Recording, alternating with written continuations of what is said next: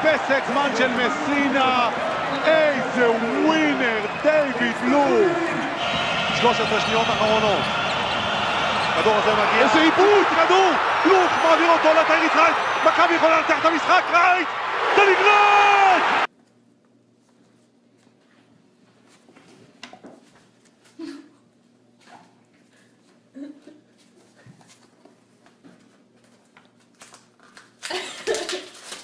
Are you kidding me? Are you kidding me? Don't mess with me, Lisa! זה נגמר, מכבי 68-67. צסקה לכדור האחרון. תאודוסיץ', ניסיון של ווימס לשלוש. בחוץ, מכבי בגמר! לא יאומן! אחרון הירואי!